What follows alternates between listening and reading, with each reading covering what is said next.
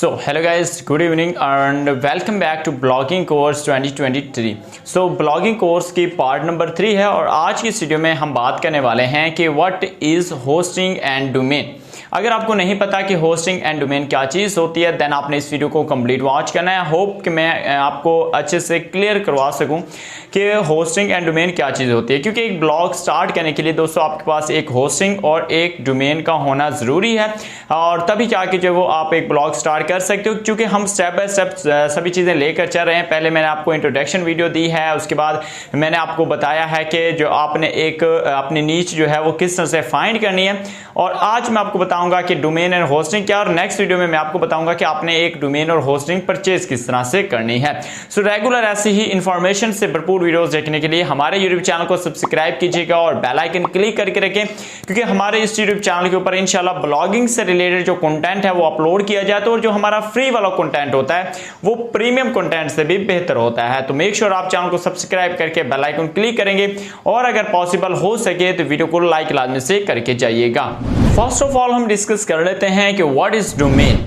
दोस्तों आपको मालूम है कि जब भी कोई आप जगह खरीदते हो या अपना कोई भी मकान बनाते हो या कोई भी अपना बिजनेस स्टार्ट करते हो तो उसका एक एड्रेस आपको पास होता है, ठीक है।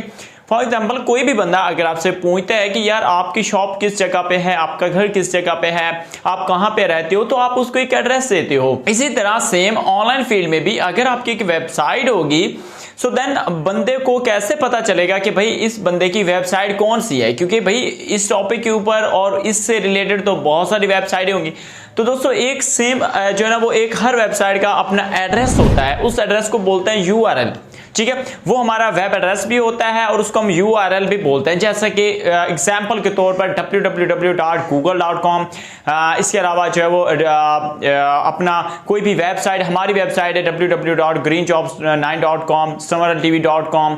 इसके अलावा और भी बहुत सारी वेबसाइटें हैं जिनके एक यूआरएल होते हैं, तो उसको हम बोलते हैं एड्रेस। तो दोस्तों इसी एड्रेस के साथ एक एक्सटेंशन लगी होती है, जैसे कि .com हो गई, .pk हो गई, .net हो गया, .org.gov.pk हो गया। इसको बोलते हैं दोस्तों डोमेन। अब ये जो डोमेन होती है एक्चुअल में आपका वेब एड्रेस होता है, एक प्रॉपर वेब एड्रेस आपको परचेज करना पड़ता है, उसी को ही डोमेन, लेकिन डोमेन एक अलग से एक्सटेंशन साथ में होती है। इसी तरह अगर हम .us कर लें तो वो यूनाइटेड स्टेट को रेफर करती है। इसी तरह हम अगर डोमेन एक्सटेंशन .pk कर लें सो देन वो हमारे पाकिस्तानी कंट्री को जो वो रेफर करती है। लेकिन दोस्तों इसी तरह एक और डोमेन एक्सटेंशन होती है .org। अब ये अगर आप कोई ऑर्गेनाइजेशन रन कर रहे हैं और उसके लिए आपको एक वेब डेवलप करनी है और उसके लिए वेब एड्रेस आपको बनाकर साथ में डोमेन की एक्सटेंशन लगानी है तो आप .org लगाओगे। चूंकि ये जो एक्सटेंशन है ये किसी भी ऑर्गेनाइजेशन को जो है वो रिलेट करती है या उसको रेफर करती है, यानी कि ये स्पेसिफिक उसी के लिए ही बनी है। लेकिन अगर गवर्नमेंट अपनी वेबसाइट बनाएंगे, आप किसी भी गवर्नमेंट की वेबसाइट को ओपन करके देख लो साथ में .gov लाजमी से लगा होता है। अब gov जो एक्सटेंशन है वो गवर्नमेंट की है और जिससे पता चलता है कि भाई ये जो वेबसाइट है ये ऑथोराइज्ड है गवर्नमेंट ऑफ पाकिस्तान से या किसी भी स्टेट की गवर्नमेंट से। आम पर्सन उस एक्सटेंशन को जो है वो परचेज नहीं कर सकता है।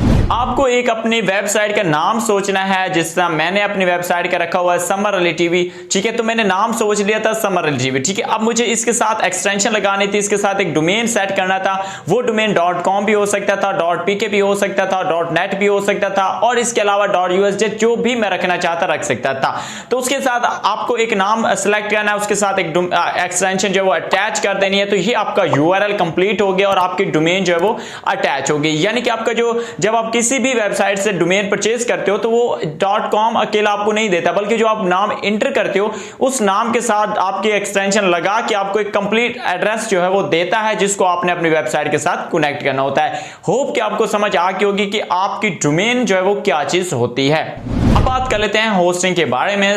What is hosting. तो होस्टिंग दोस्तों एक सिंपल सा मैं आपको समझा देता हूं सादा अल्फाज में कि अगर आपको एक मकान बनाना है या आपने कोई भी चीज बिल्ड करनी है सो देन सबसे पहले आपको उसके लिए एक जगह प्रॉपर्टी खरीदनी होगी, क्योंकि जब आपके पास प्रॉपर्टी होगी देन आप उसके ऊपर कोई भी चीज बना सकते हो, उसके ऊपर बिल्ड कर सकते हो, चाहे वो मकान हो, चाहे वो कोई भी शॉप हो या कोई भी चीज हो।